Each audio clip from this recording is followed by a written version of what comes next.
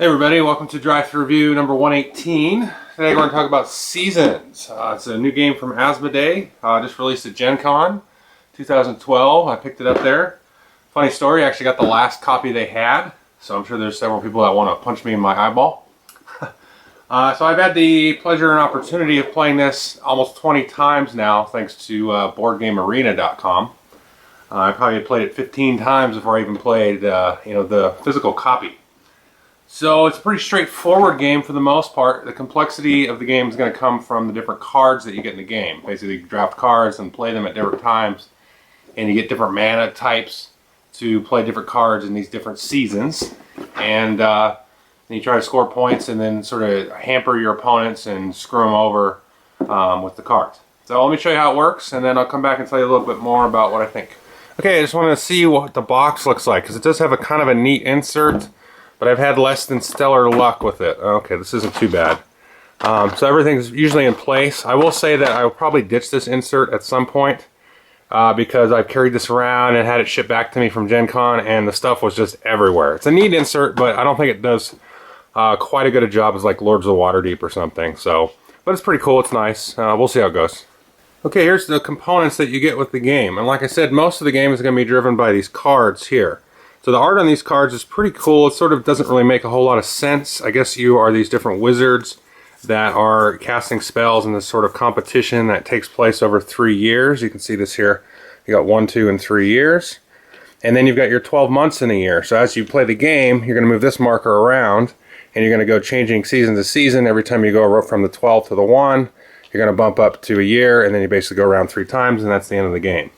So to start the game, everybody's going to get 9 cards out of this deck. And so there's a few difficulty levels and ways to play the game. Now the basic difficulty level is everybody gets 9 cards, and then you're only going to use cards that are 1 through 30 here. So you can see this is number 40 out of 50, and there's 2 of each card. So you get rid of all the cards over 30, deal out everybody 9 of these, and they're going to keep them. And then they're going to set them aside to be used in the different of the 3 rounds. Maybe play that way once. That's the way I first played it, and I find it, enjoyable way to get into the game. And it's probably a way that, non-gamers can get into the game because the card powers are not super complex and super screwy with those basic cards. Then the next way that you could do it would be to do a draft. So you're going to give everybody 9 cards, and then everybody's going to take and keep 1, and then pass the cards to the left. And then they're going to get cards from the player on their right, and they're going to keep another one and then pass, and just going to keep passing until you have 9 cards again. And so the first time you play, you maybe don't know when it's good to keep a card and when it's not. But again, I played this with other people, I guess more gamer folks, and we just jumped in with the advanced game, and it didn't have any issues.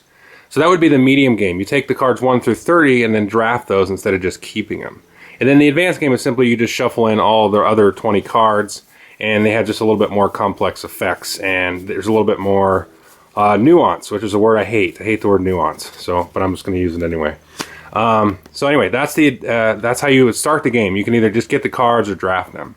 So once you end up with 9 cards, no matter which difficulty level you picked, you're going to have these 2 tokens here. You've got a round token of round 2 and a round token for round 3.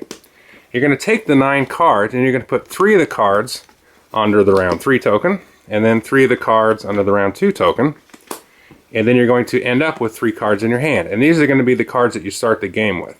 So you need to figure out which cards you want to be able to play at the end of the game, in the middle of the game, and at the start of the game. And to figure that out, let's take a look at how these cards are broken down here, okay? So you can see here, this is the cost of the cards. And you can see I've got the different types of mana out here. So this one will cost 2 of the red mana, which is air. Funnily enough, fire is yellow. It doesn't make a lot of sense. So to play this card, you need to basically have 2 red mana and spend it, and then you put all these cards in front of you. And then there'll be some effect. And usually the effect happens when you play the card. There might be other cards where the effect is, you can do it every turn. So if you look at this one, it's got this little gear symbol there. So you can do this one once per turn. And then there's also points on the cards here. And these are added to your point total at the end of the game. And this is your point board. And these points in this game are known as crystals. So if something tells you to get some crystals or lose some crystals, you move your little marker up here. And then at the end of the game, you just add up all these points from the cards to whatever you've got. Okay, so that's sort of the setup. Now you're going to figure out who the start player is going to be randomly, and then you're going to take the die of whatever season you're in. So we're starting off in blue in winter here. And so I'm going to take all the dice for that. So the number of dice that are going to be in the game is basically the number of players plus 1. So this is a 2-player game. And I will say 2-player is by far the best way to play this game. By far. 3 I still really like. 4 I would rather avoid. Or I'd rather almost play 4 with just the basic cards and just kind of have it as a throwaway filler game. You know, not take it super seriously. With 4, it's just crazy chaotic. And if you're in the mood for it, it's fine, but it's just kind of like a waste of an hour and a half. Anyway, whoever the start player is going to take these dice, they're going to roll them. I'll lay them out here. And then people are going to take turns choosing the dice. So you're just going to choose dice at this point. So maybe I'll choose this one, and I'll put that in my little player board here, which I'll explain in a second. And the other player is going to choose, let's say, this dice. Okay?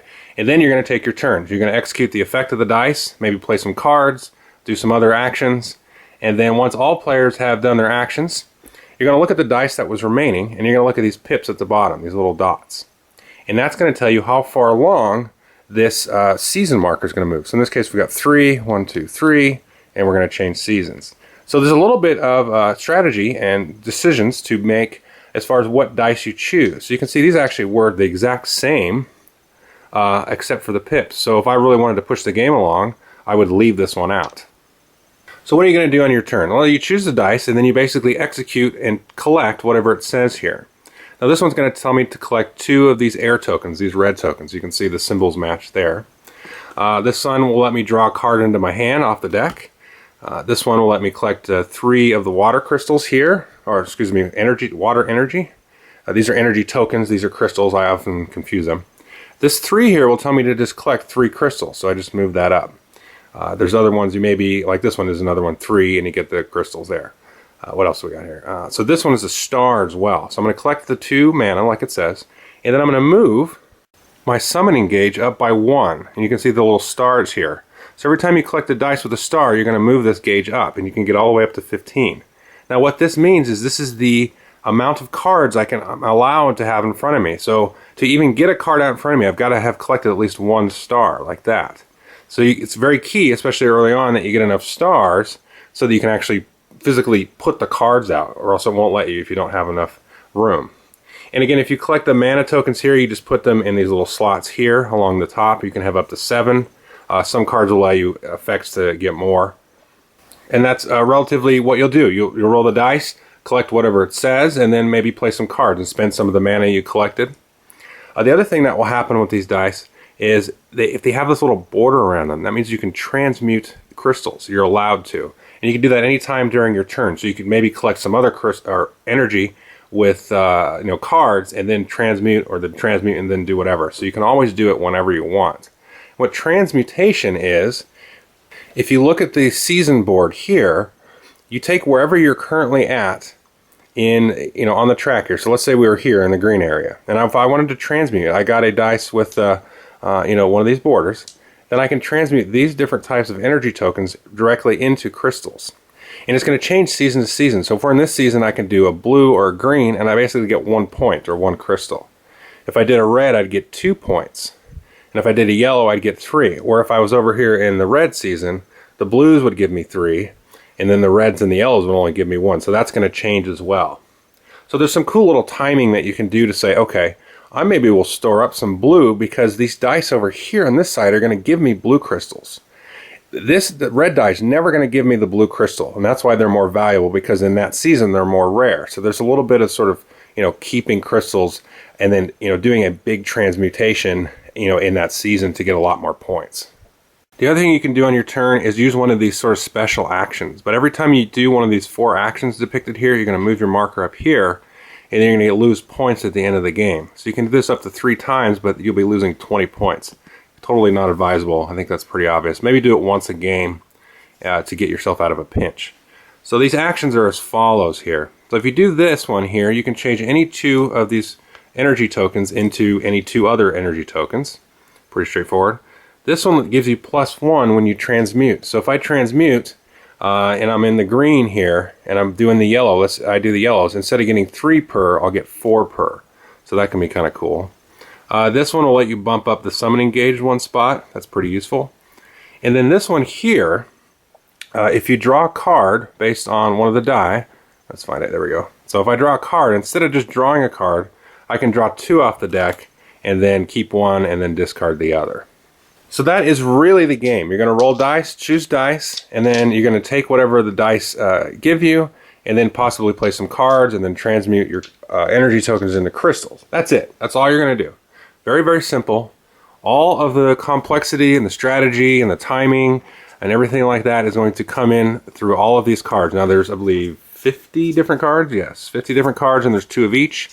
So there's quite a variety, and like I said, you only draw 9 at the beginning. So especially in 2-player games, it's only 18 cards to start, and there may be other cards that let you draw some cards off the top of your deck, maybe fish off the top of the deck a little bit.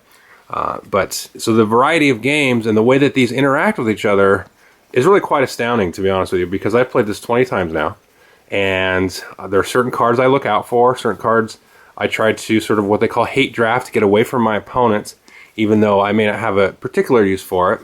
It's going to be usually pretty good. And there's also different, synergies that are going to happen in the cards. So just a real quick thing, these purple ones are actually called items, and then these orange ones are familiars or creatures and those type of things. So there'll be some cards that will, base their effects off the different types of cards and things like that. And the art is actually really cool. Like I said before, it just doesn't really make a lot of sense. So that is pretty much the game.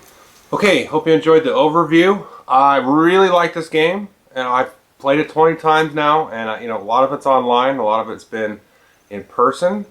The game, like I said before, I like it better as a 2-player game than a 4-player game, and here's why. With a 4-player game, let me restart. There's a lot of cards in here that are direct attacks and directly screwing you over constantly turn by turn.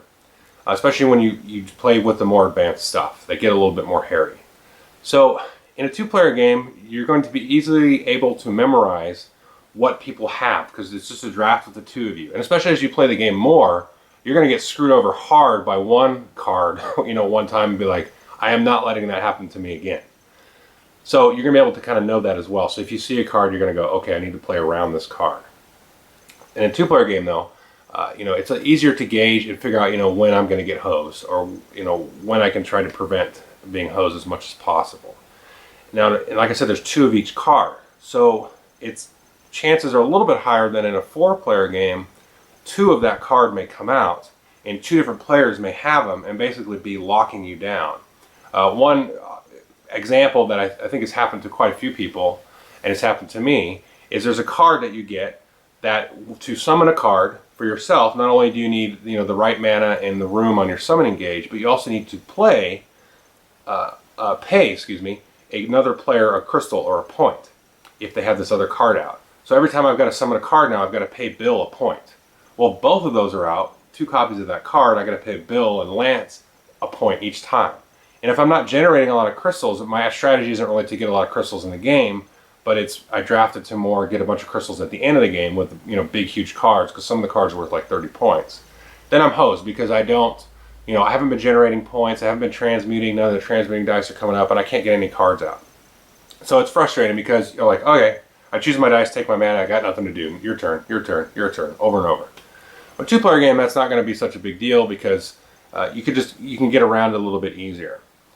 So there's a lot of cards like that card that will let you sort of handcuff you, make you pay mana to people, make you pay points to people, things like that. And they're quite much more powerful in a multiplayer game because like everybody's paying that guy, everybody's giving him points. But I still don't. It's just compared to the 2- and 3-player game, the 4-player game is like, why play it? Because it's okay. I mean, if you played with the basic cards, it's okay. But it's just the 2-player is so much better because there's so much sort of tactics and sort of like chess kind of thing and sort of bluffing a little bit, because you can basically hold cards forever. Because every time you go into like the new seasons, you get the new years, you get the new cards. You can hold all the cards from the first round and build up your summoning gauge and build up mana and get all kinds of crazy effects on the cards that when you play a card, you get more mana even after you play it. So then you can kind of wait them to get some of those cards out and then, just dump out a whole mess of cards. and then really, really, screw them over that way. And there's other cards that will like shift the tracker where the month is, forward and back, and so you can buy time or end the game earlier. There's just a lot of cool little things, and there's lots of little pathways to explore. I mean, just as an example for you, and I think this is rare, but it was just one kind of really kind of cool game that I had where if I played this card, it turns all of my opponent's mana into red mana. Well, I let my opponent have that card because I actually had a card that cost a bunch of red mana, but it was worth a ton of points at the end of the game. And then actually through the process of drawing cards, I got the second copy of that. And so I was like waiting for him to play that on me. And he was thinking, oh, I'm going to play this on him and totally hose him because he's going to have all these different kinds of mana. And then I'm going to turn them all to red. He won't be able to play what he wants. Then when he played it towards the end of the game, I was like, boom, boom. There's like 60 points. So I had set that up way back in the drafting phase of the game.